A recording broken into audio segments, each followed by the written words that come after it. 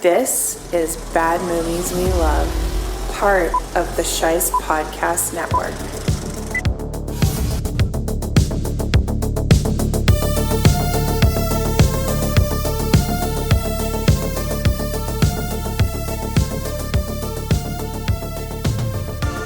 Happy Halloween, Bad Movie Lovers. I am your host, Nick Sheist, and if you're listening to this, you are the Resistance. And you can help support the Resistance like Ben and Sharon did by going to coffee.com/badmovieswelove and making a contribution. That's ko-fi.com/badmovieswelove. You know, I've been thinking a lot about what I want to do for the monthly contributing members in addition to the Discord invites, and I'm going to start doing some monthly giveaway contests like I do for Film Club on Twitter or X. If you're a listener of the show and you don't already know, I run the Sheist International Film Club on the app formerly known as Twitter, as well as the movie trivia game Identify, where I show you the eyes and you have to name the actor. And for every themed month we do for Film Club, I do a giveaway. For Stalktober, that giveaway item is a copy of Unsane on Blu-ray. So I want to bring that idea here, and if any of that sounds appealing, you can find me on X at Nick Sheisty. But we are gathered here today for a special bonus episode of Bad Movies We Love, but before we get to that, I want to do things a little differently first and just talk directly to you, the listeners out there, and express my appreciation. Not only did you make October the most listened to month of the show so far, but you all helped surpass the previous high in September by a huge margin. Maybe an unsustainably huge margin, but that's still awesome and I'll take it. So thank you. And as I was looking at the numbers, according to the metrics that I looked at, it appears that you all have helped elevate this show into the top half of all podcasts. Whether or not those metrics are accurate is another thing, but if they are, then that's pretty damn incredible. You know, I do this for fun, and it's just me behind the scenes, but a lot of hours of thought and effort go into making this show every week, so to think that it's landed with as many people as it has, and that you've kept listening and spread the word, I don't even know what to say. That's really amazing, and I'm incredibly appreciative. I also want to take a quick moment to thank all of the guests who have not only come on this show and shared hours of love about movies with me, but have also trusted me to communicate that love on their behalf. It's been a lot of fun, and I'm so glad that people have enjoyed it enough to come back and do it again.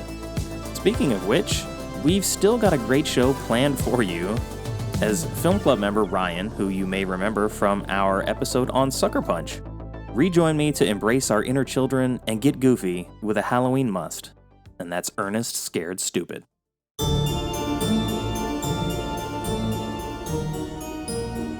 I gotta do an Ernest movie?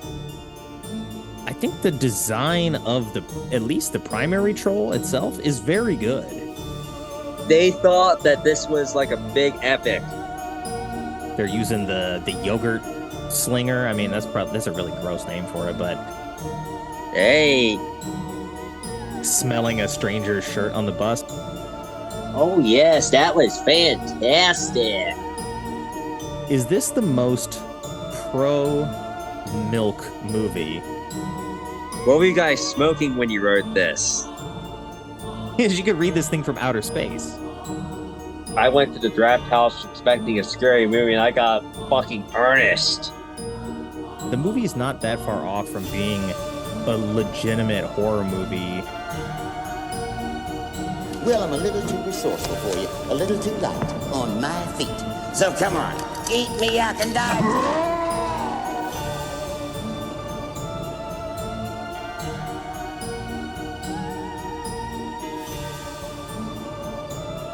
Ryan, welcome back to the show, my man. How are you?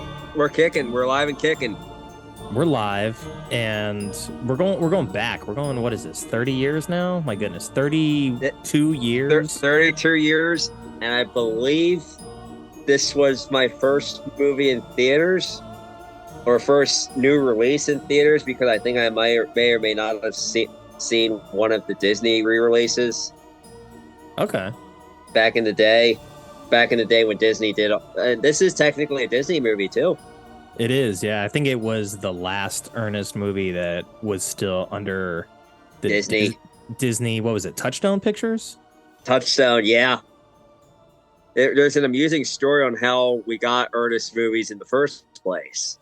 Oh, yeah? Well, please enlighten me. Well, first of all, do you want to enlighten the audience as to what movie we're covering for the night?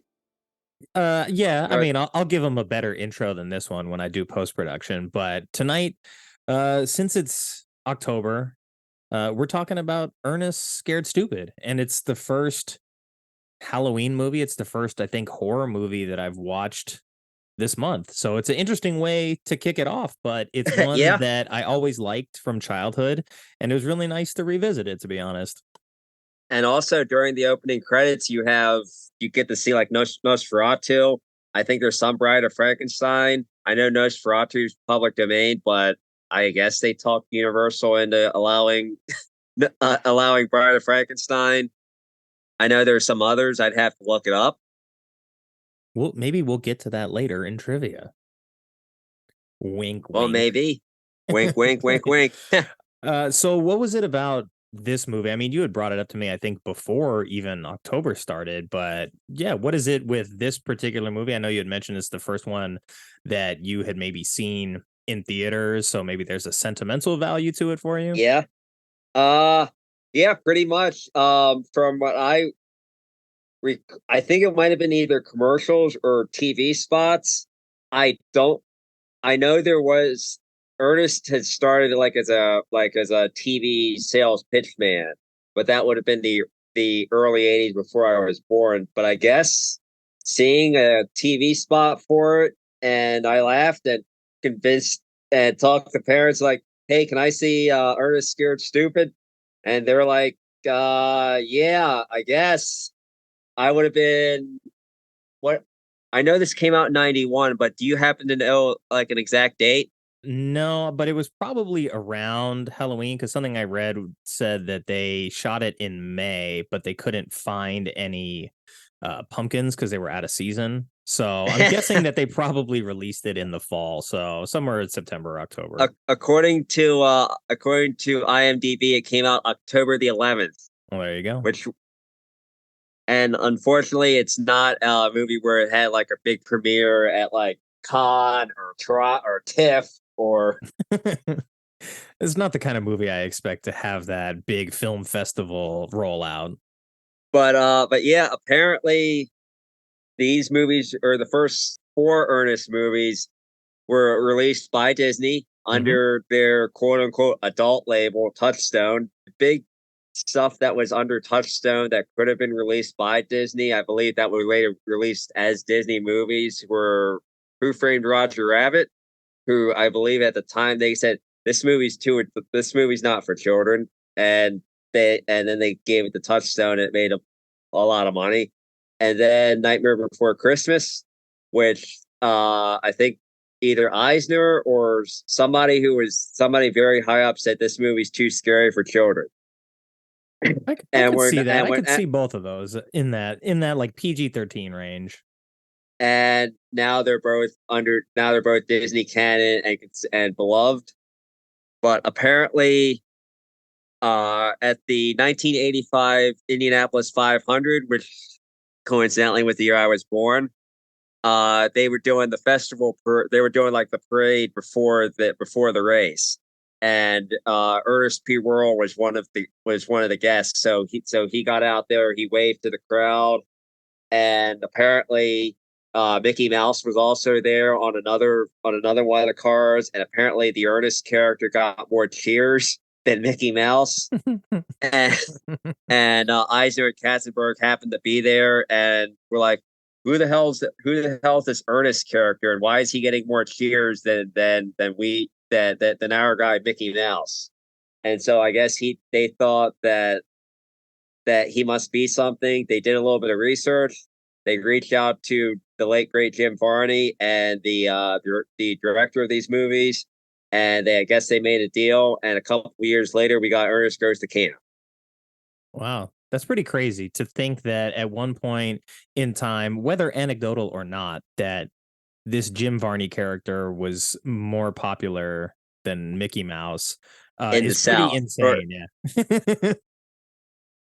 It was in what, Indianapolis 500, you said? yeah, it would have been the Indy 500. Mm. Still, anecdotal or not, to get more cheers than Mickey Mouse, I think, is still a pretty big accomplishment. Yeah, I believe according to Wikipedia, there was a like a sketch comedy show called Hey Vern, It's Ernest, which I think that was like a Saturday morning thing. Was that where Varney sort of developed all these characters and alter egos? Yes, and it came out in 80. It looks like it came out in 1988, which would have been the year of or the year after Ernest Goes to Camp. Mm. So this started as like a TV pitch man in the South, and I guess spread to a point where when he showed up at the Indianapolis 500, like, hey. Yeah, I remember him mostly from, I think it was like car dealership commercials, something like that. And then I had seen one of the Ernest movies. I think probably Ernest Goes to Jail was probably the first one that I saw, which I think is the one before this. But were you a kid that watched all of these Ernest movies, like, and knew who Varney was before Ernest Scared Stupid, or was this just like a I don't. happy coincidence? I think it might have been a happy coincidence, and then afterwards we rented the others. Also, fun fact: Ernest Goes to Camp was actually shot in 235 in scope. So Wow. they thought that this was like a big epic of some kind. So they shot. I believe they shot. Yeah, I know. I believe they shot it anamorphically too. That's kind of crazy, like to see the curve to like they start there with the first one and then they get like progressively less and less to the point where like they stop shooting in the United States, like the stuff is going straight to video at some point. So, I mean, at least they capitalized and like sort of struck while the iron was hot and really got the most out of the property. And, it was around for a long time. So they did their job. Yeah. Jim Varney was doing the Ernest. I believe the last one came out in 97-ish, 97 or 98, but it was direct to video. I forget if it was either Ernest Goes to Africa, which I don't know if did you see the Rolling Stone piece where they said like the 50 worst movie decisions in Hollywood history? No, I didn't. Where it got mocked because John Landis killing 2 kids was lower than Lord and Miller getting fired from Solo or the Star Wars movie. Mm. And Ernest Goes to Africa was on the list. I haven't seen it in years, but apparently there's blackface, and apparently it's not very funny and not politically correct. Well, there was a weird thing like around the mid 90s too of like our obsession kind of with making movies in Africa. Maybe it was The Lion King that did it, but like I just watched Congo. This is another movie that's set in Africa that doesn't really paint like a flattering picture of Africa. There's the Kevin Bacon movie where he's a basketball coach. I think it's The Air Up There where he goes down and teaches like tribesmen to play basketball for a college or something like that. Wouldn't that kind of be like the white savior? Yeah, Kevin exactly. Bacon is the white savior. Mm-hmm. And also a Disney movie. Surprise, surprise. Under another, I think that was under either Touchstone or Hollywood. I remember because I saw that. I love Kevin Bacon, and I do like that movie. Yeah.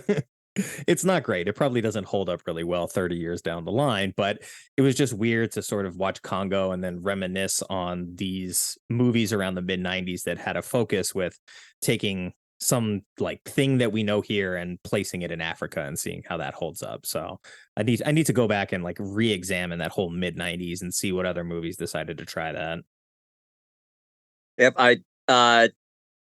And also Ernest Ernest was featured in, or I think the Simpsons did a gag called Ernest Needs a Kidney. Or they did like as a marquee because Ernest was around. Yeah, he was just part of sort of like pop culture, I mean, this is a guy that was able to sort of take this one caricatured version of one of many characters that he does and parlay it into a pretty big successful career. And like honestly, in watching Ernest Scared Stupid, seeing a lot of the secondary characters, like his, I guess, alternate personalities in the film, like there's a lot of good character stuff getting done there, and I'm surprised that we didn't see him sort of do more of that. But this movie starts and he's playing the ancestor of his own character, and I Yeah. was like, oh yeah, like I forgot that he kind of did that. But he is notorious for playing all of these other roles, and is really interesting to see. Jim Varney and drag, and it's like, oh yes, that was fantastic. Yeah, he's got two female characters that are actually like pretty funny, and I don't know, like maybe you couldn't base an entire story around one of those characters, but in the context of them being like parts of him, I think it works pretty well. And in this movie, it was a lot of fun to see them both. I know one of them like sort of wields a hairspray can. The other one's like an old lady in a neck brace for some reason. Like, Yeah. it makes no sense to me. But I guess if you were to look at this movie and sort of like step back, remove yourself from why you like it, why do people generally think this is a bad movie? Uh, I assume. Well, the if you don't like the Earth, don't like Earth. Well, I think if you don't like redneck humor or like very dumb slapstick, I guess you could consider it that. Apparently, they reviewed it on Siskel and Ebert, and apparently they both hated it. Yeah, the only Ernest movie that Siskel and Ebert ever reviewed happened to be this Oh. one. They gave it 2 thumbs down. But yeah, you had mentioned I think there's a line in the movie where he gets coined the Great Redneck Hope, Yeah, and like he's very proud of it. And like honestly, it never struck me as a thing of like he's a redneck. Like, yeah, he wears, a denim vest and a hat, but he didn't strike me as like particularly cliched. And maybe that's why his character went over uh so well in the South, and why he sort of got the reception he did at the Indy 500, because it wasn't uh, as stereotypical of a representation of someone from the South, but they call him a redneck, and he sort of like takes pride in that and wears it as a badge of honor in that moment. yeah, which you don't see. Also, how about Eartha Kitt in this movie? Yeah, she's great. I wanted more of her. Old Lady Hackmore. What's funny too is that I associate Eartha Kitt more with this movie than with Santa Baby or the Batman TV show of the '60s. Yeah, where she Or was Catwoman. yeah, and didn't she do other stuff too? She did. I think she worked again with John Cherry on like a Disney animated film not too long after this. I Maybe never saw it. Emperor's New Clothes or something like that. Eh, yeah, I remember that. Yeah, Emperor's New Groove. That's the one. Sorry. Yeah, I think they worked together on that, and that may have been part of the reason why she agreed to take this, was to then uh sort of little handshake deal to get into the voice acting. Yeah, I'm impressed they could talk her into it in the first place. I don't know if her career was her career in the dumps to a point where it's like, I got to do an Ernest movie.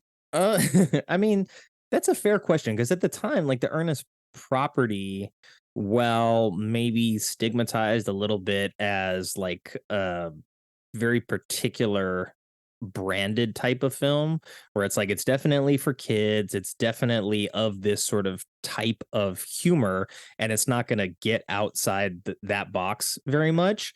It was a successful property, and I think at the time this was the least successful financially at the box office of them, but from everything I gather, it seems to be arguably the most popular of them. Yeah, the other ones are what? Goes to camp, goes to jail, and goes to no. Ernest, it was Ernest Saves Christmas considered Yeah, a popular like Christmas title, or no, not really. I think so. It was on like the list of sort of like alternate Christmas movies I did the other year, and I mean it seems to be pretty well received. So Your guess is as good as mine. I mean, this stuff is so old that I don't even know what's popular anymore. That is very, very, very true. But let's see. You want to take a look at this trailer? Sure, why not? Go ahead, say what you were gonna say, and then we'll get to the trailer. Another bit that always made me laugh is when they have to find find the anecdote to kill the trolls, and it's like we found it's called this milk, and and Ernest is like, no, it's not milk, it's called miak. Yeah, I bet you didn't think I could find any this time of year, but he has a jar of miak. And I was even reading that this whole thing was like based on maybe like a Bavarian legend or something. It's not a real product, but at the same time, it might be sort of close to this one thing, and they just made it up for the movie. Very, very strange, but like you said, just sort of like an anecdote to maybe get this movie from like an hour 10 to an hour 30, something like that. Like, we need a reason for him not to have the answer right now, and he's so stupid, people will buy that he doesn't know the difference between milk and this thing that doesn't exist. Yeah, pretty much. I remember too. Do you think there was stuff that where it's like we have to pad this a little bit to get it to an hour and a half? I would say yes, because just generally speaking, maybe like the stuff with the where all the character where Ernest gets to play or Jim Varney gets to play all the characters. Yeah, I mean that goes on for a while, but also I do understand it. Like, if this is the guy that you're hiring and sort of all of these other characters are sort of like part of the package deal, that's kind of what you want to see. Like, if you were to go see like one of the Tyler Perry Medea movies, right? Like, you sort of expect you want to see Medea. Yeah, exactly. It'd be really weird to like not have that character. So I could see that maybe as being sort of part of it. But now let's take a look at the trailer and let's see what this was like back in 1991. Before we get to the trailer, it's time for a quick word from our sponsor. Just when you might have thought it wasn't real, it is. Or is it? Well, there's only one way to find out, and that's by getting your hands on some of Bulgaria's finest original uncut miak. I bet you didn't think I could find it this time of year, but seasonal scarcity is a thing of the past thanks to their state-of-the-art miak factory. This gamey flavored yogurt is made from the most premium Bulgarian yak's milk and fermented to perfection for 16 calendar months before it is matured enough to earn a spot on your pancakes. It's not just good on pancakes either. You can have your miak with crepes, granola, fruit. You can add it to your coffee, or you can just have a spoonful to help boost your digestive health. Bulgaria's finest is loaded with powerful yak-cultured probiotics that can help bulletproof your stomach before a bunch of unhealthy eating choices, or it can settle your tummy before bed. So don't get caught empty-handed and find yourself in the middle of a miak attack. Next time you're at the store, reach for Bulgaria's finest uncut miak. Let's see how you like a little miak. And now, back to the show.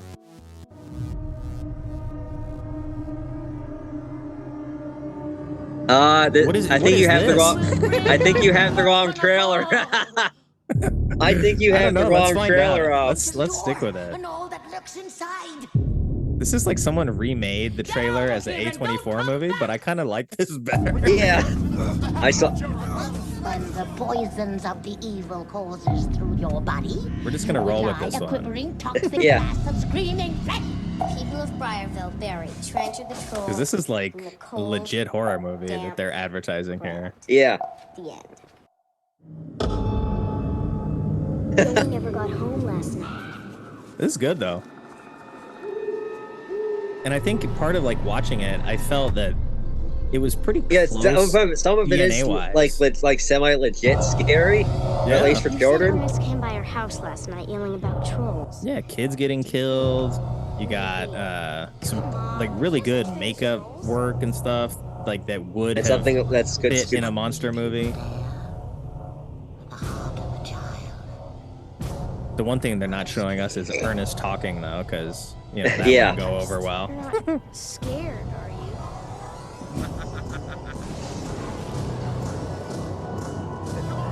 You haven't seen horrible till you see what it does to the children.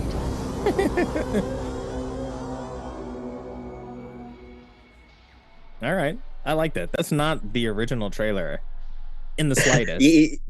I take it. I take it. You just found Ernest's trailer and it happened to be an A24 trailer. Yeah, right here it says Ernest Scared Stupid, Ernest trailers. It doesn't say anything about alternate version or A24, anything like that. So whatever. I kind of like that was a happy coincidence since we had brought that up earlier. But I think in sort of watching it, it reminded me of sort of like the I did. scary stuff that was on Nickelodeon at the time, like in the early 90s. What was it? Are You Afraid of the Dark? Is that the one I'm thinking of? Under on IMDb, you do have there is like a TV spot, and there is an Ernest Scared Stupid 1991 trailers, which looks like that would have been the original or the original version of it. Yeah, we don't need it. We know what it is. No, yeah, and I do like that you never heard Ernest talk. Yeah, because as soon as if you're trying to make a movie that's serious, like you can't have him going like and hope that is going to translate. But yeah, that was an A24 style scary movie trailer works. Yeah, and I felt that even in watching it, like it's not that it's very far creative. off. Yeah, the movie is not that far off from being a legitimate horror movie from that era for families. Yeah, and I kind of like I kept getting this weird thing of like it's reminding me of Killer Clowns from Outer Space. So I kept thinking that like Ernest Scared Stupid is almost like a kid-friendly version of Killer Clowns. And then in reading about it, that the Chiodo brothers did the effects.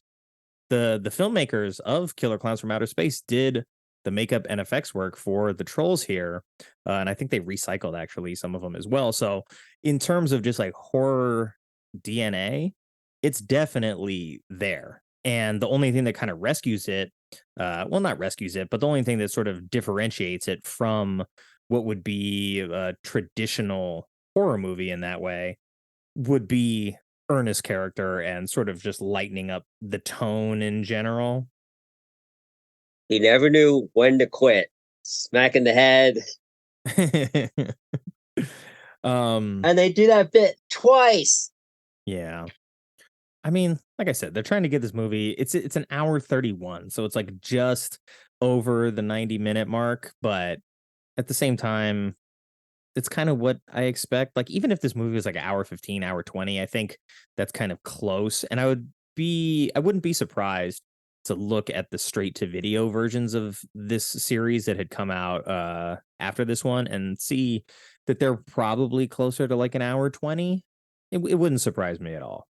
Yeah, it wouldn't surprise me one bit if the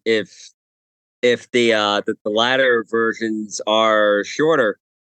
Yeah, I believe most of these are like an hour 30. Yeah. Christmas is an hour 15 or is an hour 35. So in other words, yes, it was possibly even longer. Yeah, I could see that. Are you familiar? I mean, I know you know of the movie, but are you like semi-familiar with The Force Awakens? Yeah, a little bit. Okay, so I don't know if it was just me, but this Eartha Kitt character was sort of like ringing some bells for me, and I don't know what her name is, like Maz Kanata, I think. She was in The Force Awakens. She's the one that Rey sort of meets, and she gets the lightsaber in the bar. Yeah. Was that Zoe Sonata's character? I think so. Yeah. No, or not Zoe Sonata. Or I fucked up her name, Saldana. Yeah, no, it was Christ, the woman from 12 Years a Slave. Yes, Lupita Nyong'o. Yeah. Wasn't that Lupita Nyong'o's character? Yes. So yeah, in watching this, I was like, oh wow, like she's got like the glasses, she's sort of got like the temperament.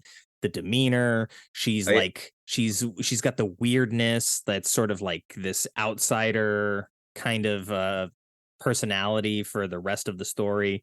So I don't know. I would not Are be you surprised. suggesting Plus, that this is that that Disney too. are you suggesting that J.J. Abrams is an Ernest fan?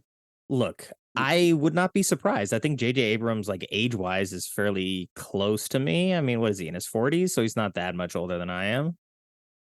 I thought he would be closer to 50. Well, maybe, but I mean, shit, give me 11 years, I'll be 50. So he's not that far off. Like, and this is a 1991 movie as well. So I wouldn't He's be close. shocked. He's close to 60. All right. Well, maybe J.J. J.J. Abrams Abrams was is born. he's significantly older than me. Yeah, J.J. Abrams was born in 66. Oh, wow. Okay. Well, that doesn't mean Yeah, he's I not a fan of Ernest and that he maybe yeah, of didn't course. model his character after Eartha Kitt's. What is her name in this? Old Lady Hagmore. Hackmore. Thank you. Uh, yeah. So I don't know. It just like struck me as weird, like the sort of design choices and the weird goggles that she's wearing. But there's also a scene where she like puts on reading glasses and she's like reading from this book of legend. But also, I'm Yeah. like, what does she need glasses for? This is like 150-point font that she's using in this book. Like, she could read this thing from outer space. Who knows? Uh, You know, sometimes you uh, just want your character to like put on glasses to like look smart or look, you know, whimsical or something. So I think that's more of what it was. But as she's flipping through the pages, like they could only fit like 10 words on the page because the text is so big. And Ernest is still complaining that he wants more pictures. yeah. Where are the pictures in this book? That said, though, like he seems to be semi well informed even before he goes to Old Lady Hackmore's and reads the book. Like they build the treehouse and then he's sort of like telling the kids the details of the legend, but like he knows all of it like the back of his hand. And I don't know if that's just something that sort of was maybe passed down to his character because they go out of their way to sort of explain to us that he's like the stupidest person in the town and that he's family bloodline has been cursed basically with stupidity and that each generation's going to get dumber and dumber Yeah. because of what they did to the troll. So to have him sort of be like fairly well educated on not just what was happening with the treehouse, but he knows the exact words he had to recite, like the proper incantation in order to make this thing happen. And he also goes into this long diatribe in front of the kid about something that was going on in Botswana. And that's when we see him like shift into sort of like the Roman general and then the Botswana lumberjack and Yeah. so many different characters in this moment. And I'm just thinking to myself watching that, is this story accurate? Because I can't figure out if it's funnier that he does all this dress up stuff and goes through all this explanation and doesn't know what he's talking about, or if he's generally a moron, but he happens to like have really good retention on things that maybe interest him because he goes into so much detail about this story and you know it had to be written sort of like for each individual character that he was going to be playing in that moment. So I don't know, it's just a moment where I kind of like stopped and took a step back and just appreciated Jim Varney and all of I'm like the curious. particular intricacies he brings to a movie.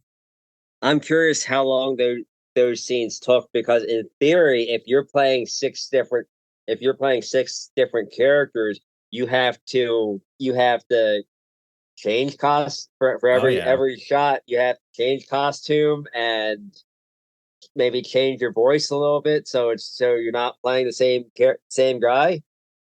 Yeah, and I mean they do that same sort of gag later where they're in the treehouse, but like at least the Yeah, first time they're just in the garage, so you're like in a static location. But when you get in the treehouse, they're using like props, you know, they're using the yogurt slinger. I mean, that's a really gross name for it, but like you know, it's the dog food cannon, whatever. They got the pizza frisbee launcher, and there's all sorts of levers and contraptions and devices, and so I could imagine that sort of shooting all of that in the context of like an action scene where you have a bunch of people in costume, you've got a bunch of extras running around on the set, is going to be a lot more time consuming, a lot more difficult than sort of setting it in the garage, letting him play each of the characters, come in, do the lines, maybe do a second shot or something, and then clip it all together in post. But I really did just have an appreciation for his style of comedy and what he brought to the table with all these characters. And I think that translates also to uh like those two like shitty car salesmen or whatever the hell they are. Yeah. Those two guys, I think tone wise, definitely don't fit the movie, but I love that about them because the two of them. You're talking about the two idiots that are more maybe not accurate representations of the South, or but more stereotypical of the South and redneck. Yeah, the two like brothers that sell him all the Yeah. troll merchandise, right? Yep. Because like Also, they come across as like smarmy car salesmen. Because I think the first time we see them, they're putting together like a commercial for a sale that they're having, and then Ernest walks in and they sort of talk him into buying all this stuff that he doesn't need, and we see that he's dressed ridiculous after that.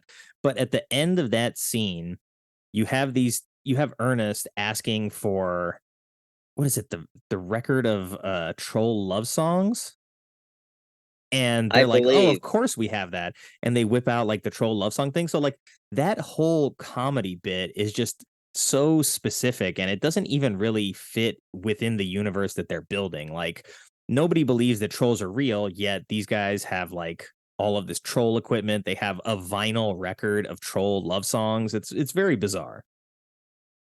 Also, at the end, don't they play the Blue Danimore? Uh, When it's time for Ernest to where they find that because old lady Hackmore tells them that it's only one true the one thing that'll kill the troll is one true love, that's right. and plus the Miak.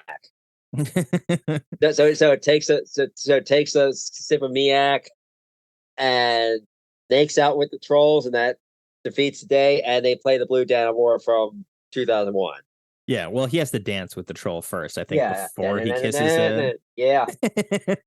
But yeah, like that's what I mean. Like the type of comedy that it is, it's mixing this very sort of off the wall sketch comedy style with a pretty formulaic type of kids movie that, I mean, you could even equate this to something like Three Ninjas, right? Kind of fits the same formula where there's some kids, there's a big bad guy, there's like an older mentor that kind of tells them what they need to do in order to sort of vanquish the bad guy. Like this is a formula that was followed very closely by a lot of movies at the time. So seeing this spin on it was just very weird to look back on 30 years ago, because I want to see this movie be like as rated R and as crazy as possible, right? Like I think putting it in this Yeah. PG box and making it for kids really sort of limits the creative potential of Varney and all these other characters to have like Do a you, really wild adventure. do you think there was, because I know because it was created under Disney being a Touchstone? Do you think there was now none of the other like the straight to video stuff, they never went pushed it for adults? Yeah. Do you think there was ever a possibility that maybe Varney at one point thought, hey, let's have Ernest say some cuss words or do some raunchier jokes? That's a good question because I don't know Jim Varney. Is it Jim, right? Yeah. Yeah. I don't know if Jim was necessarily the type to go down that road because I didn't really know of him outside of Ernest and the commercials. So I don't know if it was his agenda or not. You may remember that he was also Slinky Dog in Toy Story. Yeah. I think Toy Story 1 and 2 he did the voice At, for. yeah.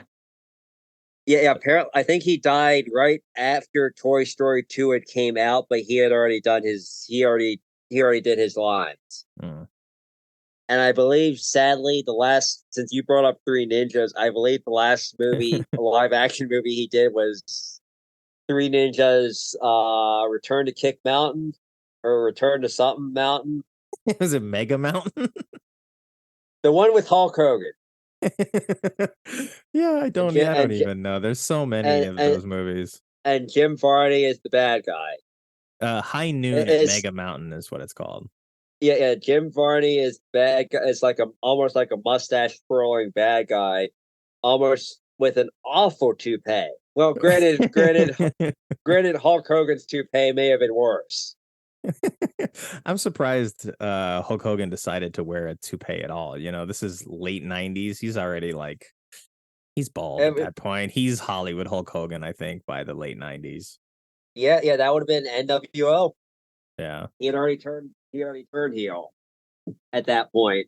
Yeah. And you had mentioned, you know, whether or not Varney sort of wanted to maybe break the mold and do something a little bit more adult with Ernest. And by the time the fourth movie rolls around, maybe sort of the crowd that got behind him when he was a sort of maybe geared a little bit more towards adults with the first Ernest film.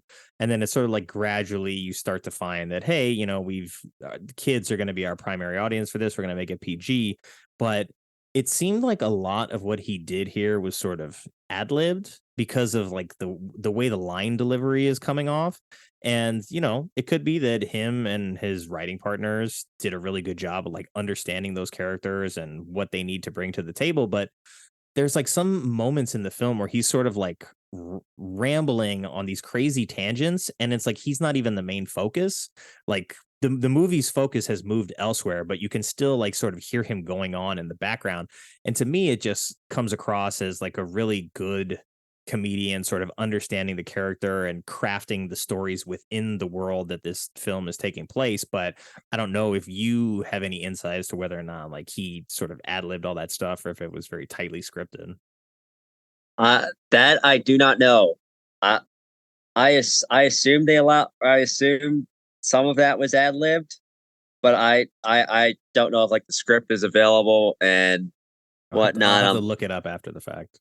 I'm going through the Wikipedia to see if there's after Scared Stupid would have been Rides Again, which I Yeah. believe I think that came to theaters. It, I it know was, it was yeah, I think that was the last one in theaters. yeah, I know it wasn't released by Disney. It was released by somebody. Yeah, Disney ended their contract with John Cherry after this movie, which surprising. I mean, Apparently, like, sure, it didn't make that much money, but you know, what do you expect? yeah, it did $14.1 million on a $9.6 million budget. So yes, it That's not didn't make as terrible. much as some of the others, but it's not like an outright flop where it made less. Yeah, like if But Disney Plus or something existed at the time, I think there still would have been like a home for this kind of movie to exist for Disney. I am surprised that none of the Disney owned Ernest movies are on Disney Plus. Me too. I had to Like like I had like watched this on Hoopla. so you needed a library card. Yeah, fortunately, because I was recording with Ben and Nix for Cinema Shit Show, I just was like, let me see, I'll sign up online, and it gave me the card instantly. So that worked, and now I got Hoopla and Canopy. So thanks, Nix and Ben from Cinema Shit Show. Hey, also according to IMD or I'm on IMDb. I'm looking at for the box office. The first weekend it made $4.4 million, Well, like half its budget in the first weekend. That's good. which I believe which is more than some movies have made today on with higher budgets. Yeah. It's interesting to look back 30 years ago and see like what was considered a financial failure because you know Disney was sort of like in their animation heyday at that point. You've got a movie that you invested in that got its money back. So kind of weird that this would have been the straw that broke the camel's back when it came to the contract with them. Yeah. Apparently, I think they initially had signed it as a 6 million, like a 6 movie deal, Yeah. and I guess they didn't live up or Disney didn't like What was the first one? Was it Ernest Goes to Camp or Ernest Saves Yeah, yeah. Christmas? Ernest Goes to Camp was the first one. Okay. And I'm then, reading so it was this. after Ernest Saved Christmas that they inked the 6-movie contract. Yeah, I'm on since you were talking about the script. In the original script for Ernest Scared Stupid, the villain wasn't a troll; it was actually a haunted statue. Yeah, that's what I heard. The original script had a lot of flavor to Scared Stupid, though. But there were no trolls. There was a statue that came to life. It was some terrible person that came back from the dead. John Cherry and Coke Sam's went to Disney with that script. They both felt that it was the best thing they'd ever written, and that they knew that Disney wanted it. But Disney read it, and their exact response was, "What were you guys smoking when you wrote this?" That's funny coming from Disney. and and they dismembered, or apparently like a lot of the gags were the same, but instead of it being a troll, it was like a haunted statue that came to life. So I assume that the general idea would have been the same. They just changed it from a statue to trolls. I mean, they kept the little like kid wooden figures. Like I guess they were Yeah. just like, no, we want some kind of creepy statue involved in this movie. But I think it's better for the film and for us as the audience to have an actual villain, because it's like, an evil statue. Like you're really asking a lot from Varney and the kids to come out and be like, all right, well, we're going to act opposite a statue. I mean, I assume the statue's going to come to life at some point, but Yeah, you know what I mean? There's going to be a it would large be, chunk of this movie where nothing happens. It'll be old Eddie Hackmore. You know how Ernest says the chant that brings the trolls to life. I assume it would be the chant that brings the haunted statue to life. Yeah. Because it's like, if you give Ernest, like, say he inherits a haunted house or something, right?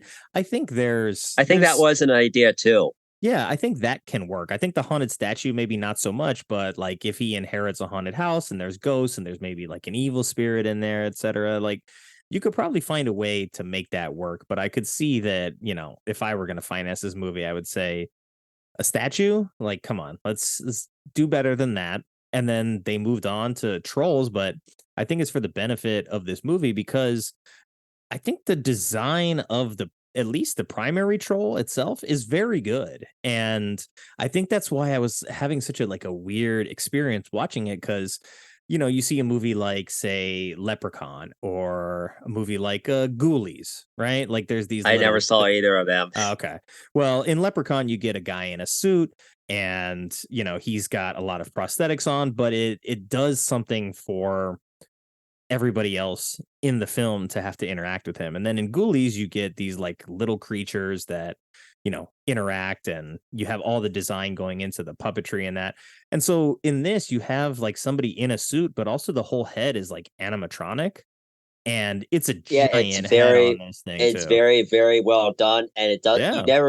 You never feel like this is like a guy in a suit. Yeah, so I think like I was so impressed if this were made for today, they probably would have done motion capture. Yeah.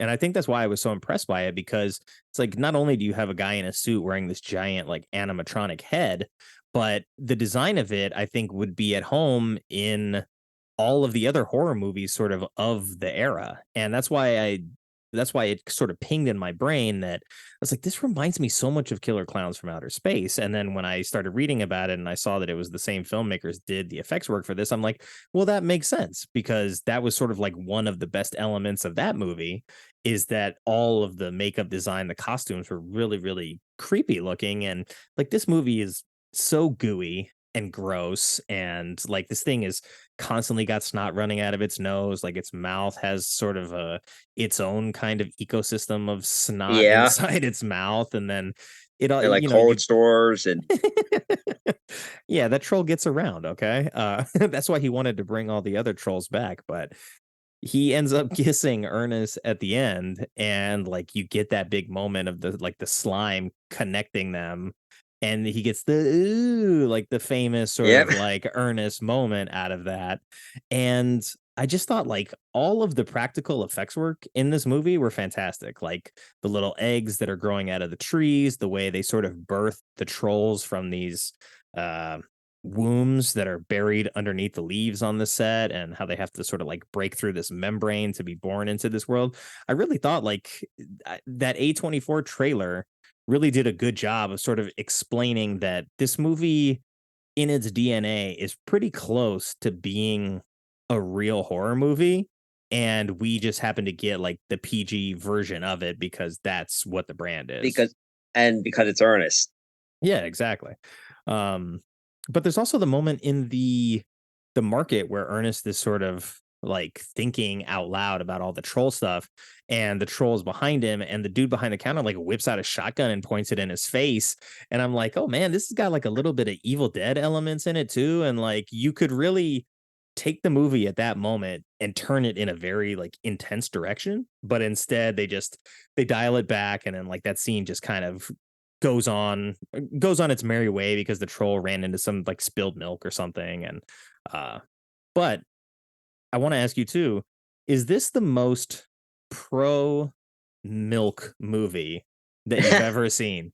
There's so much milk in this movie. Milk saves the day, or Miak. It's yeah, I feel like the dairy lobby definitely was financing somebody to get this into the movie. also something I've always loved about this movie. You remember Rimshot the dog? Yeah. And the and the bit where he's driving the car. It's like, come on, no Rimshot, make it go forward, Rimshot. That's it, Rimshot. Yeah, doesn't he like drive the garbage truck too, or he's just like operating the garbage truck controls? They have him pretending like he's driving the car. Yeah, I mean, and because it's Ernest, because it's like the world of Ernest, it works. Yeah, exactly. But Rimshot's cute. I like that like they incorporate sort of that relationship where it's like, even though Varney is sort of like an outcast in the world that they depict him in, he's still like really good and kind to kids. He's good with animals, and they all love him back. So it kind of like this symbiotic relationship between the core elements of the film, which when you're making a kids movie, like you have to sort of hone in on that element. And he acts as almost like a surrogate parent to all of these kids, because even though the kids' parents are in the movie, I think up until maybe the very end, the like very the last end, 20 minutes or so, because they get invested. The father of the girls like come on, it's Halloween. There's nothing bad is going to happen to you. Mm-hmm. And doesn't the father disown the son before, or not disown him, but like it's like, you're hanging out with Ernest too much. Yeah, I mean, there's this element that sort of permeates the film that it was not uncommon to other movies where, you know, kids are sort of the main characters, but this thing of like kids aren't telling the truth, right? Like we're not supposed to believe when kids say that there's trolls or there's magic or whatever. And I think they kind of get into a little bit of that too with Hocus Pocus, which I think is another Disney product. Maybe it was even touched on at the time. I'm not a big Hocus Pocus fan. Although I did. You saw it, didn't you? The original was at 92? 92 or 93, yeah. I think was that released by Disney, under Disney, or was that by like Touchstone? It might have been Touchstone too, but I know the but sequel was now that's Disney. Now that's considered a Disney movie. Yeah. But that too was like, here's these kids, they sort of unlock a curse that they shouldn't have unlocked. These ancient things come back, and they need the spirits of children in order to like power themselves up. And then actually it was released by Disney under the Disney label. Okay. Well, that makes sense at least, but I can see a little bit of the connective tissue between these types of stories. It feels like Hocus Pocus was maybe like a little bit more adult, a little bit not really adult, but like more in the PG-13 realm than Ernest. But it's like you cover all of your bases that way, at least.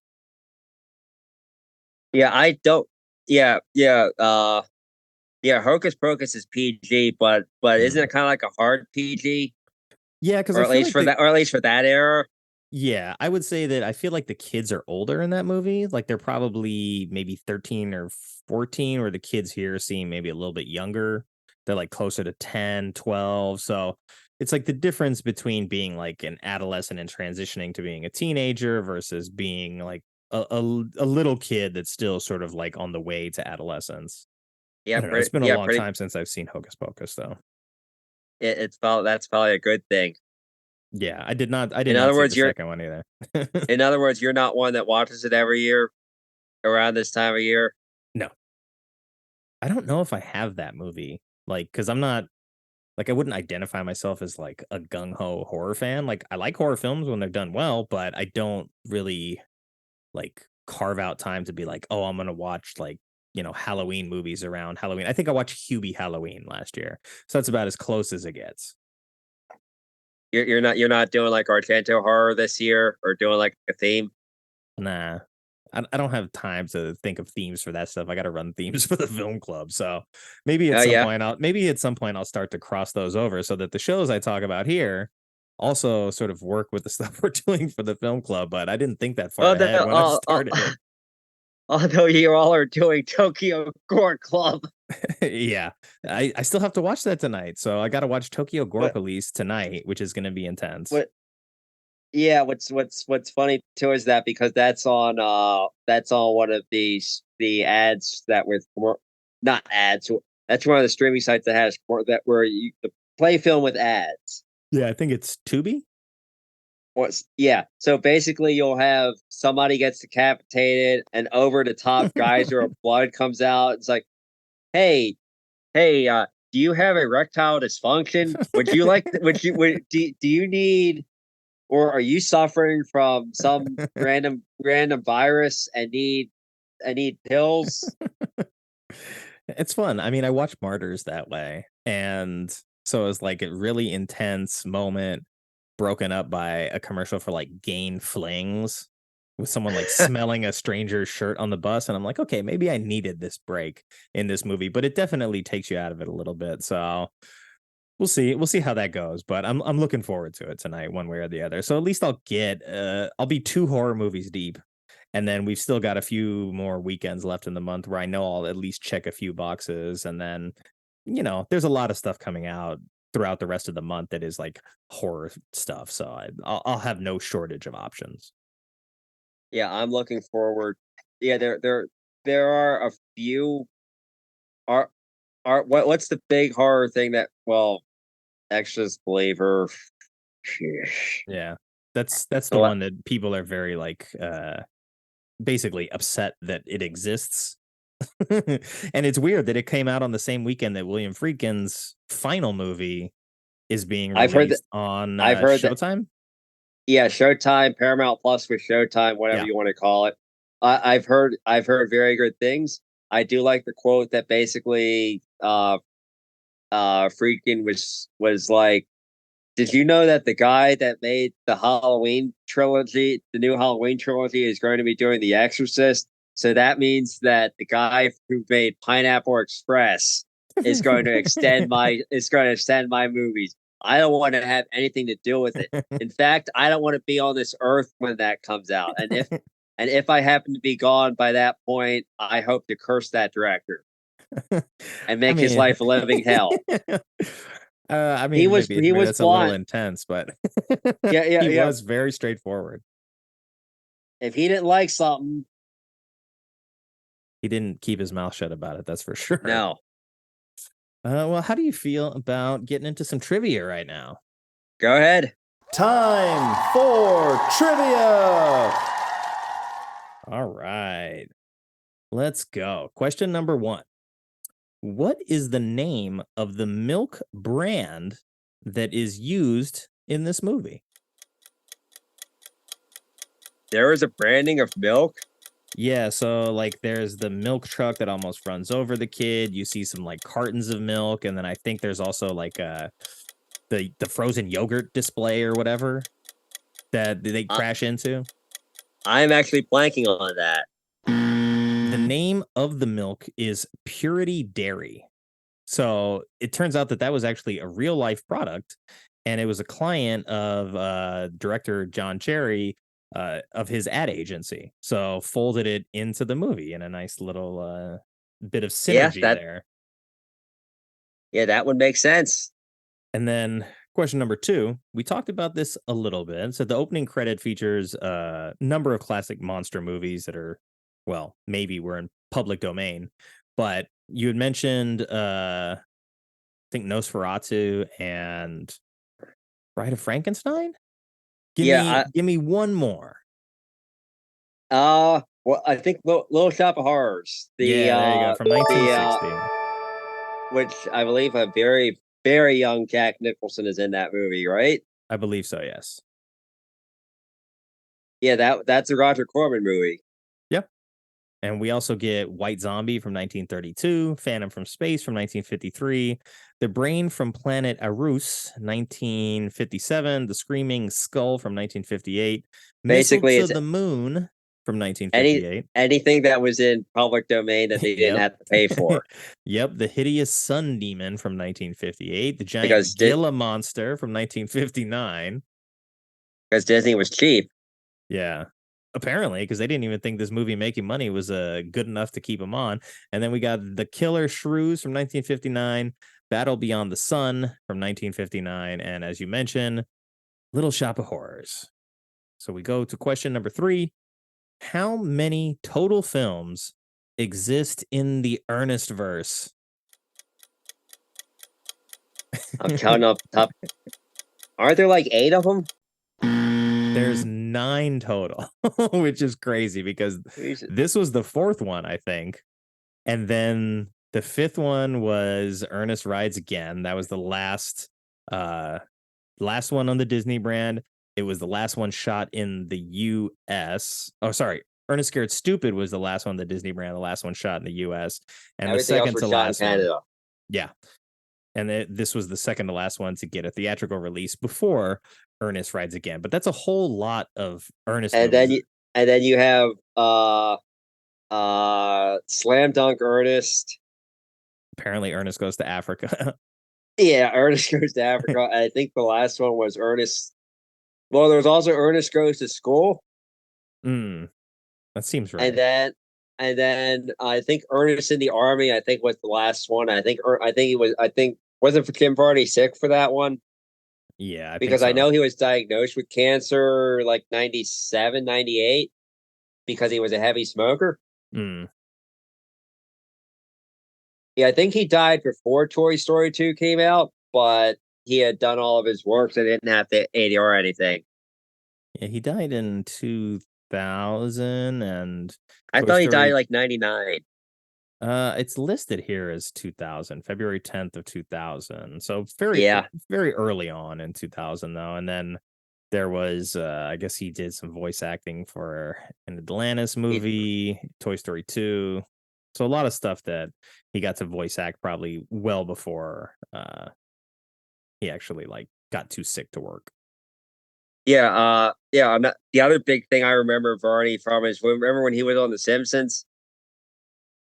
What year? He the episode where they go to the carnival and the carnies. Yeah, and there's an I want to say that was John Waters in that episode too? I wouldn't be surprised, honestly. I don't know off the top of my head, but I would not be shocked. The Simpsons have had so many guest stars over the years, high caliber guest stars too. So yeah, it wouldn't really surprise me to see that they were that they had John Varney and John Waters in the same episode. No, I don't think they were in the same episode because John Waters did the episode where they thought where Homer goes, I think like Homer goes to a gay bar. He meets the I forgot what the character's name was, but he's got he befriends a gay guy that like he doesn't know is gay at first, I think. Yeah. And then I think he fears that like Bart's turning gay because of being exposed to this guy, but the character is drawn to look also like John Waters with the mustache and Yeah. everything. And I think the character's name is actually John. Yeah. Yeah, I think if I remember that episode, Homer is sort of like, he's like, "You're gay." Wait, no, queer. And he's like, "Wait, what do you want to be called?" And he's like, "Well, my name is John."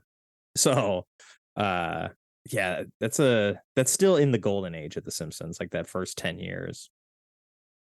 Yeah, and they I guess that could be considered problematic now, but because Probably. John Waters, I assume that John Waters would have been what would be one. Would he be one to complain though? I don't think so. It's it or at least complain in the hey, I don't think this is funny, or I think this is homophobic. And I don't think he would have done the show if that was the case, to be honest. Like from what I have seen in terms of like how John Waters presents himself and sort of his personality that at least I've seen publicly. Like I don't know him, so who knows for sure. yeah, But I don't think he would be the type to get offended, or else why do the show in the first place? yeah, exactly. I'm trying to think of other bits from the Ernest verse to bring up. Well, I know that in Ernest Goes to Jail, like he gets electrocuted and then he has like lightning powers, right? I remember that.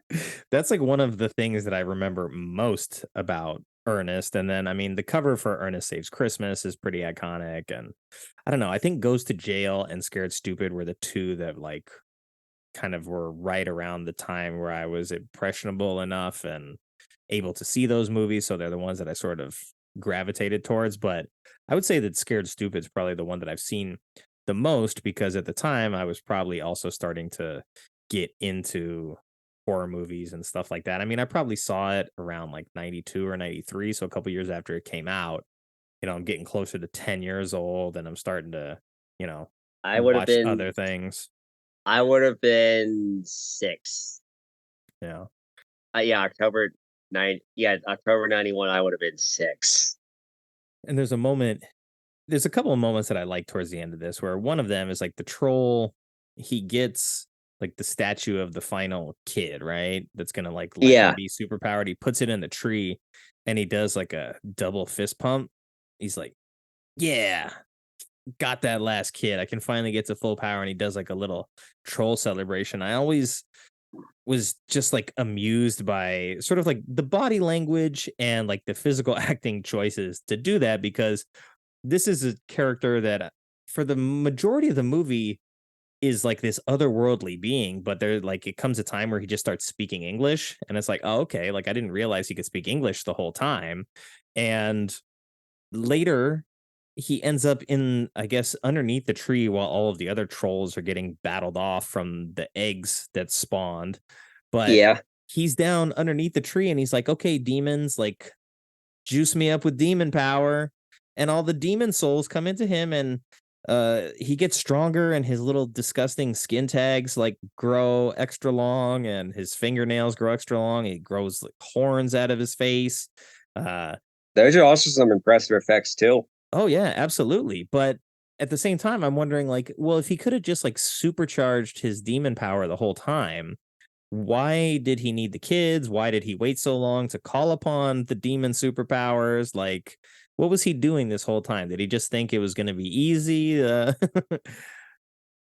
I don't know, but it's just weird that that sort of like happens at that point in the movie. Because again, we're talking about this movie maybe is not That's really at its core an hour and a half. And so you need these like sort of hurdles to exist in order to drag this thing out to 90 minutes.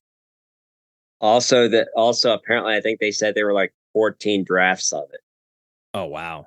That's a And lot. also I don't know, Jim Varney never had any official writing credit on any of these. So I don't know. I assume he Mm. would have been in the writer's room pitching stuff, or because I think it was kind of his character, but I guess he decided to go uncredited. Hmm. I'm not. I don't know if he. I assume he did some. Would have done some. Either did some writing or was basically just allowed to improvise. keep it in the PG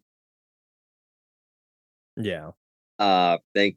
Also, a couple of years ago, the Alamo Draft House in Virginia did like a secret secret scary movie Halloween screening, and and everybody got, because I think Draft House around Halloween time, like for 2 weeks they'll do one secret screening, not tell anybody what it is. Some people are thinking, oh, it's going to be an Argento movie, or oh, it's going to be like Halloween 6, the producer's cut. It turns out to be Ernest Scared Stupid, and apparently some people were not happy. And like on the Twitter, I do remember like the programmer retweeting people saying like I went to the Draft House expecting a scary movie, and I got fucking Ernest. Ernest is fun though. I mean, like you can't deny it, even though it has its pitfalls. Like it has a lot of character. It has, I think, more than enough heart for it to sort of work as a kid's horror movie. And it's got some legit, like, good comedy in it. I mean, there's a moment in this where A lot of the Ernest, slaps, the chasing, oh where yeah, Ernest and it's all fast, and it's like, "Rah!" And then he chases them in a circle, and then he gets confused, and then he gets chased by them, and oh, it's so good. yeah. And I think there's a moment too where one of the trolls has like an axe and he's on the ground and he's about to get hit with the axe and he does something and just like reaches up and he gives him some like one liner and then eye gouges the monster. And like that moment had me laughing so hard for some reason. It's Just slapstick that works. For some yeah. reason it works. And I think right before that too, maybe right after that, where he's up in the treehouse fort and he's getting ready to like shoot milk cartons and yogurt at these monsters. And he's talking to his alter egos. One of them picks up a bowling ball and like just throws it off the side of the tree, and it lands on somebody's head. And I was like, "Oh my god, did Ernest just kill a guy?" Because you throw a bowling ball, like, you drop that thing 10, maybe 15 feet onto a human being's head, you're gonna do some serious damage there. I mean, even if unless it's unless it even if it's the unless lightest it's a weight bowling ball. unless it's a Home Alone movie where you Yeah. can drop a brick from that. There's like a science thing on IMDb. I think somebody tested it out, and then if you dropped a cinder block brick 5 or 6 stories above and hit somebody in the head, they're likely either going to have a serious brain injury or die. Oh yeah. I And mean, not, I'm sure that I was mean, something that was probably on Mythbusters. he takes a lot. He takes what, Marv takes like 5 or 6 bricks to the head. He sure does. And those are like throwing off like a tall building because that's the second one, right?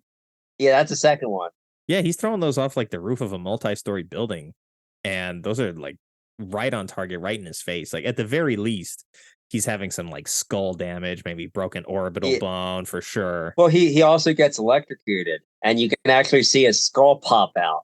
That's Which right. You see his whole skeleton for a second. Yeah. It's like that always makes me laugh. Yeah, I mean, Home Alone did a great job, sort of with like the physical gag humor, and Why the hell you you dress can't like a really match chicken? that. Yeah, that's something that you can't really match. But I guess in the world of movies for kids, where you have to make the You have to violence make the funny enough that no one's really getting seriously hurt. But I was just thinking, I was like, wow, if someone dropped a bowling ball on the top of your head, like you're not standing after that. Or if you are, it's because you got like a piece of skull doesn't it jammed hit into your like doesn't brain. it doesn't it hit like one of the bumbling sheriffs or somebody just like, ow. Yeah, it hit one of like the parents. I think there's like a troll on the guy's back trying to stab him or something. And Ernest thinks he's doing the good thing by dropping the bowling ball and trying to hit him. But instead, he hits the parent right in the skull and just like, It oh, doesn't whoops. kill him. Nope, doesn't kill him. Hey, what doesn't kill you makes you stronger, though, right? Yep. Kelly Clarkson. There's also one little bit of trivia that I found interesting is that there's a moment where I think the bullies first show up to tear down the treehouse, and this is a little bit earlier in the movie, and they let us know that our primary group of kids has been bullied by these particular bullies, sort of throughout the course of their lives, and they finally build this treehouse as a way to have like a fort to protect them, and of course they have all these contraptions and stuff, but one of them is like a pizza slinger. Yeah. And so the pizzas that they were slinging were, at first, I was like, are those real pizzas? Are they A, using real pizzas because it's like the easiest thing to do? And then B, if they are, does this treehouse that they made have like an easy bake oven in it or something where they're making, oven made pizzas? And then in reading about it, I found out that these were recycled props from the Teenage Mutant Ninja Turtles movie. So I found that was a nice little bit of, connective tissue to another movie from my childhood that sort of capitalizes on good practical effects works, good costumes, good makeup design, stuff like that. Also, I don't know if you've seen the new one. The new one's fantastic. Oh, yeah. The animated one? Yeah, the new one. Yeah, I wish it had done better in theaters, but I think over time it will sort of find its fans, because it's like it didn't fail in theaters. Like, it did well. No. It just didn't do great. It had like a mediocre first week, and then the second week I think word of mouth got out, and everybody that was like on the fence wanting to see it went and saw it. And I had talked to Scott, who's in our film club, about this, and he was like really in love with it when he saw it, and we were sort of just talking about, he thought it was going to be like the next Spider-Verse, and I was like, even if it is good, I don't know that it's going to have the sort of staying power, just because Teenage Mutant Ninja Turtles haven't been a staple in pop culture for the last 30 years the way they were like when we were kids, right? Like everything was Ninja Turtles, you had lunchboxes, the t-shirts, backpacks, cartoon, movies. Yeah, and the Michael Bay movies were, even though he didn't direct them, but his stamp is all over them. I thought you were going to say his stink is all over them, and I would have been like, yeah, well, that makes sense too. That makes sense too. Fun fact, I believe the only Ninja Turtles movie I saw in theaters was number 3, the one where they go to Japan. What is that one called? Don't they time travel? They go back to like feudal era Japan, right? Yeah. The second one was Secrets of the Ooze. I don't remember the name of the third. Turtles in Time? I think so. Yeah, I think that's it. The second one has Vanilla Ice, and I believe it has Kevin Nash, the wrestler, as Super Shredder, right? I believe so.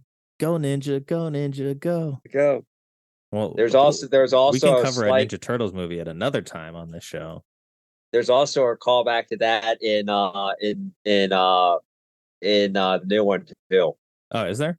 That's cool. Yeah, I think briefly during one of the battles, you could briefly hear "Go Ninja, go Ninja, go." Oh yeah, that's right. So I'm glad they threw it back to this, because those Ninja Turtles movies were good, but we're not talking about Ninja Turtles today. I promise you, if you want to do it, we can do Turtles in Time another time, and we'll have a lot of fun with it. But right now, I want to go to Critics Corner, and we get to hear all of the horrible things that the critics said about Ernest Scared Stupid. Oh man, there's only 5 reviews, so we get to read all 5 of them. All right, the first one, because it's only, I think it's like 15%. So technically, there was one or two critics at the time that likes it. I know it has a cult following now. Yeah, I think people probably around our age are willing to indulge it. From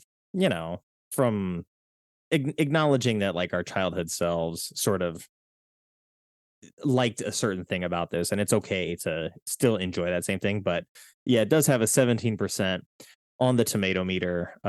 Unfortunately, it looks like most of the reviews are that are on IMDb, or not IMDb, on Rotten Tomatoes, are like semi-present reviews. Yeah, that's a weird way to look at it. So we're gonna try and see. I see at least one of these was written in 91, but we'll do our best. So we're gonna start with TV Guide magazine. They gave it a 25 out of 100. And it says the one highlight occurs during a couple of brief montage sequences, which featured Varney mimicking a variety of cartoonish characters.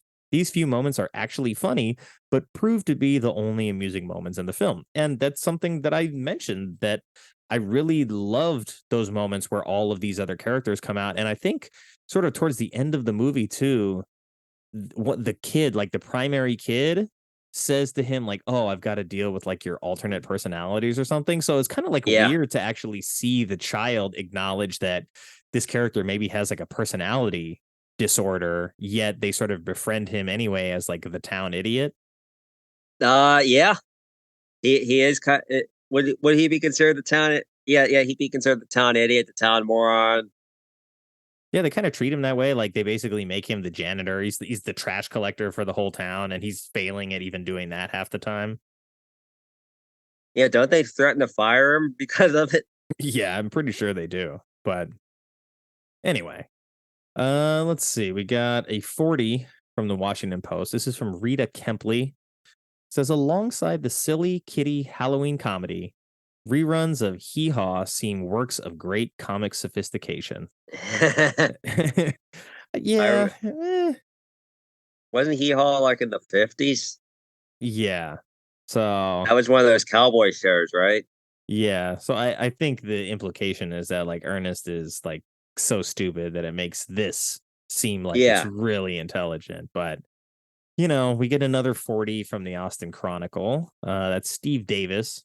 He says, although the scares in this movie are minimal, Ernest Scared Stupid nonetheless offers the frightening prospect of yet another installment of the Big E's misguided antics. So this guy definitely not a fan of Ernest, and he doesn't want to see any more Ernest movies get made. He thinks that's frightening enough.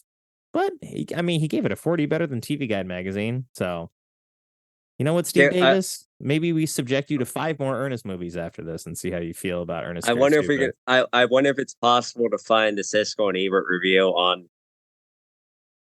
online.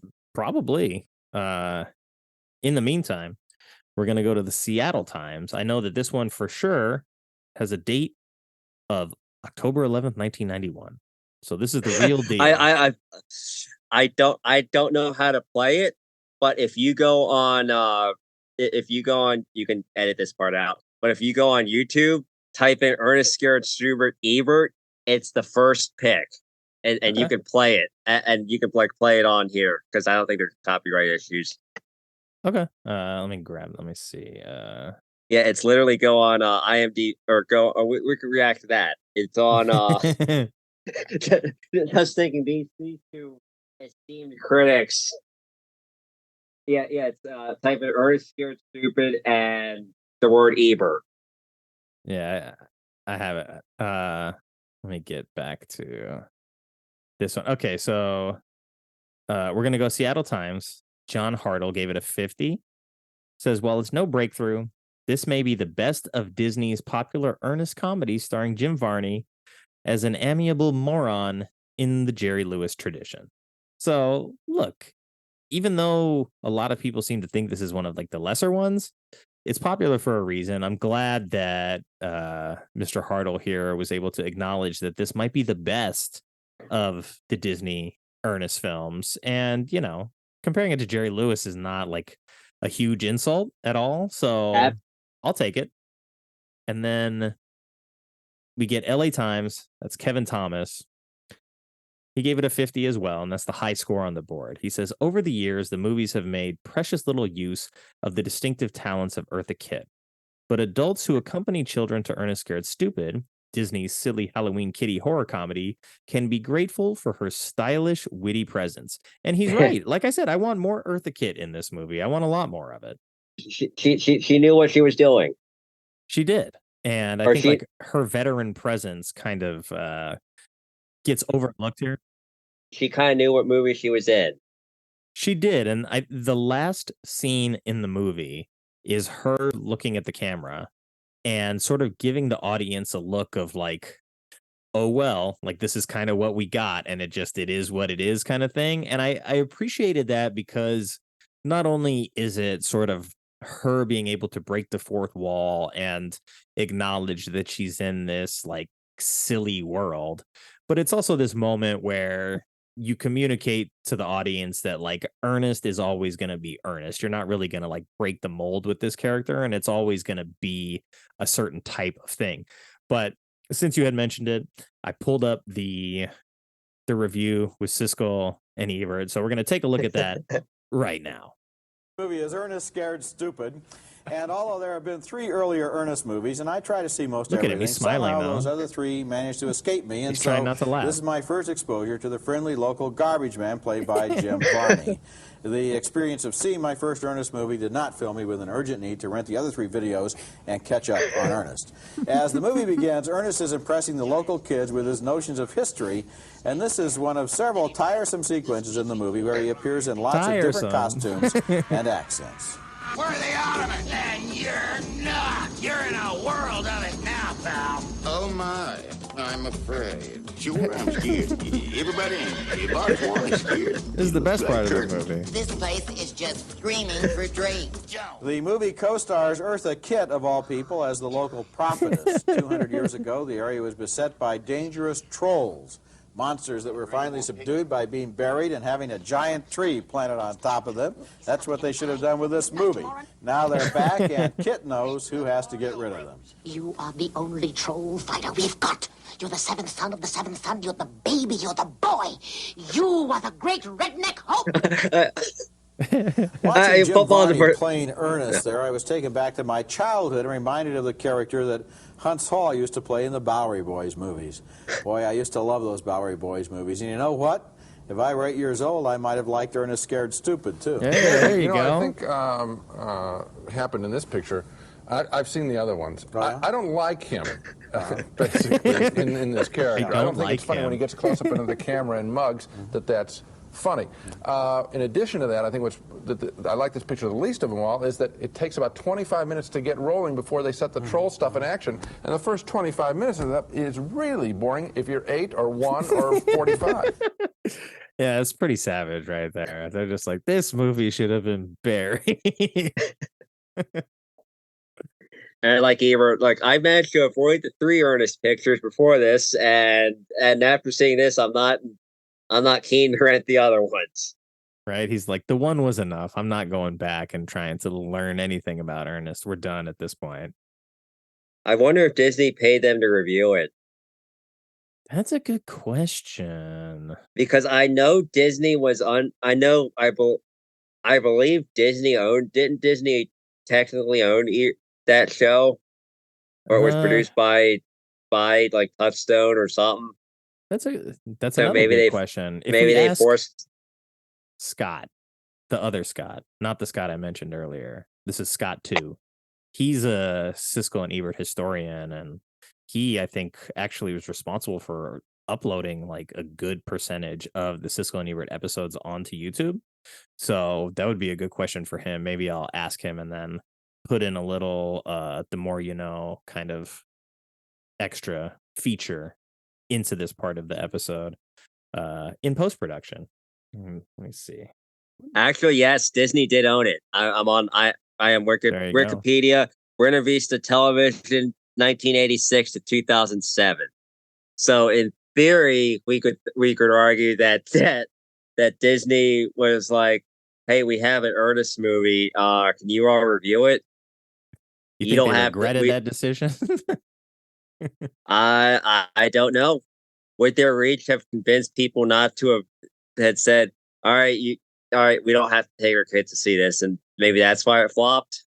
It's possible. Yeah. You ask, the 2 most famous film reviewers probably in the world at the time to review the movie that's part of like their company, and they're like, this movie sucks. Thanks.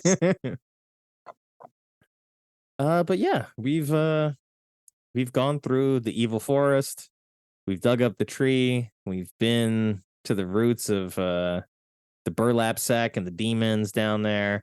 Is there anything that you wanted to say about Ernest that we didn't get a chance to cover yet? Most of the direct-to-video sequels were absolutely terrible. So if you're gonna because watch an Ernest movie, stop at this one. yeah, stop at this one.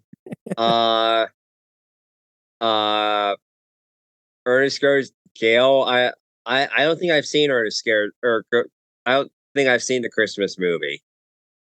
Surprisingly, Hmm. I wouldn't have seen it had I not watched it for that project I was working on 2 years ago.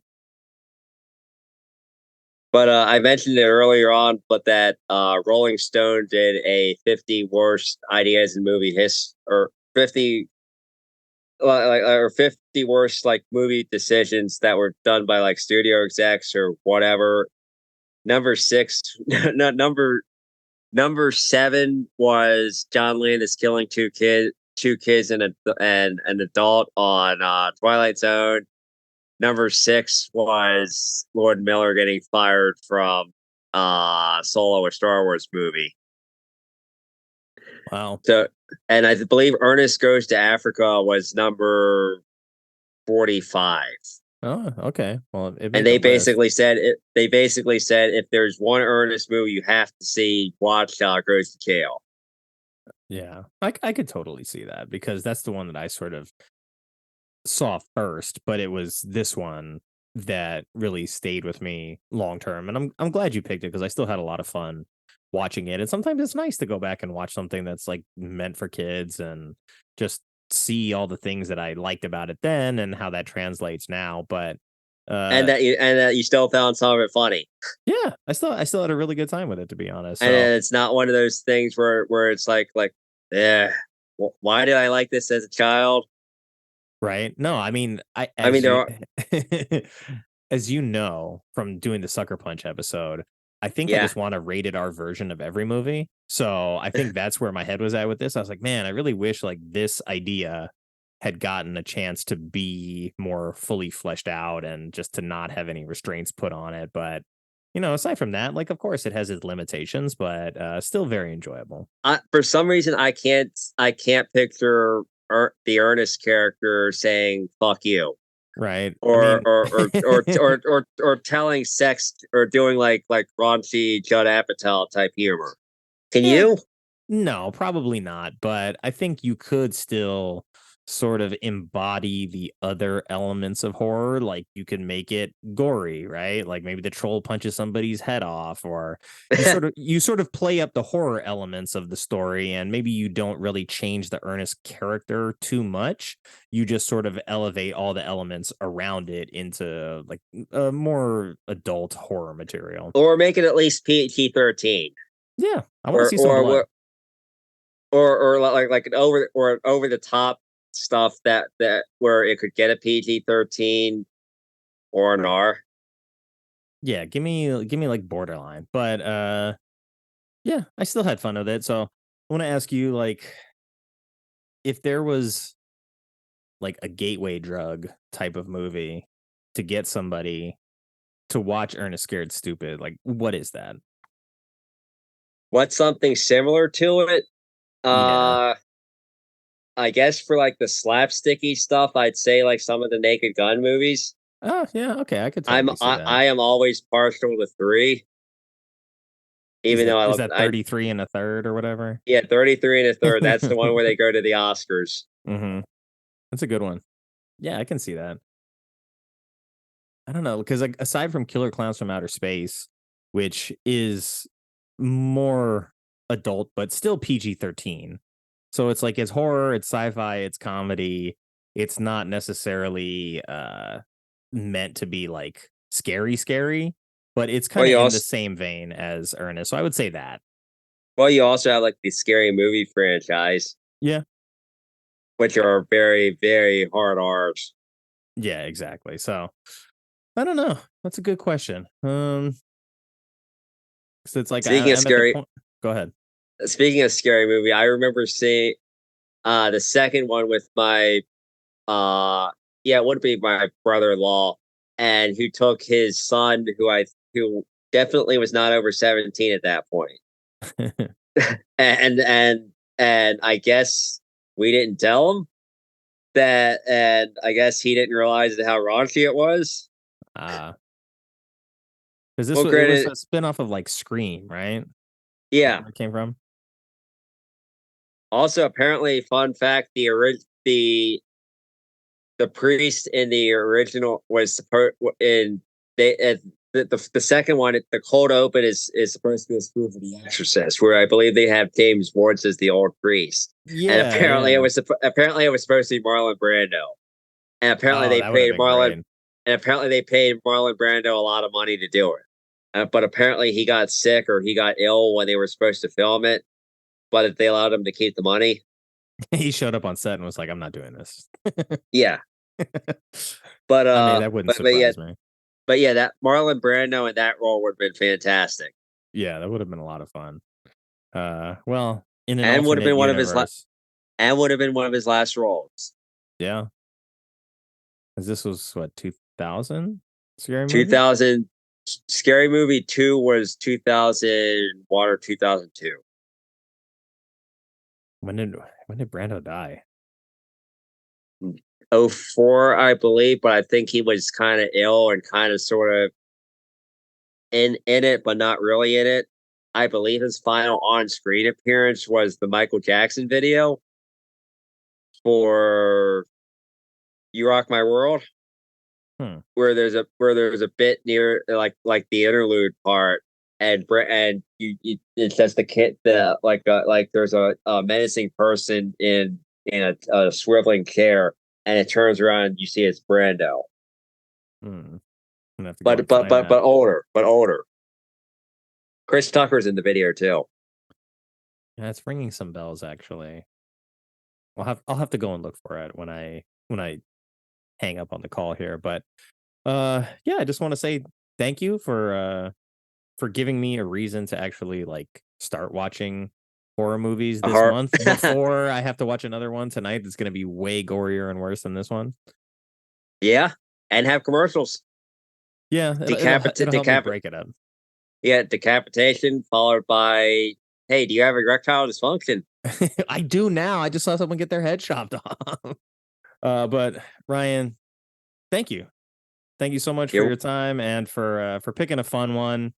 And that offer stands. You want to do Ninja Turtles sometime in the future? I think Ninja Turtles, any of them, honestly, but the 3 would be a particularly fun one to look back on and see. Yeah, because I know what they were thinking. Yeah, 3 was not liked at all. I think 3 killed the franchise. Yeah, I'm pretty because sure I assume had 3 been a success and or good, they would have kept going. You would think so. I actually forgot about it until you brought it up, and then I was like, "Oh, wait a second, that's right. They did a third one. The one that goes to the one where they go to Japan, and there's no there's no Shredder, there's no They're just like, where do they use samurai swords? Well, in feudal era Japan. All right, well, that's where we're going. Yeah, that's a show for another time. We'll get to it. That would be fun. I'll put it on the tentative schedule. But yeah, thank you.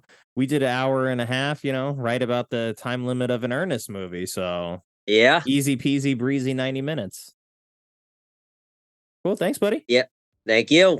I'll see you next time. Yeah, have a good night. All right, laters. My thanks once again to Ryan for stopping by the show, hanging out, and talking Ernest Scared Stupid.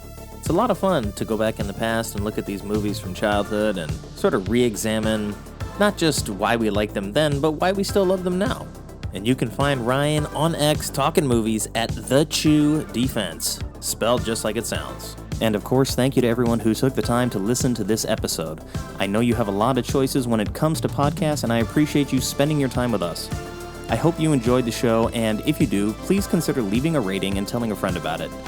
And the new support page is live at ko-fi.com. That's ko-fi.com/badmovieswelove.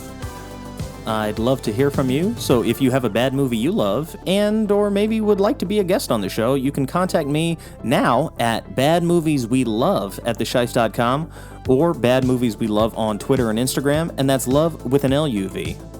And as always, take care, be well, stay safe, and have fun however you get your movies.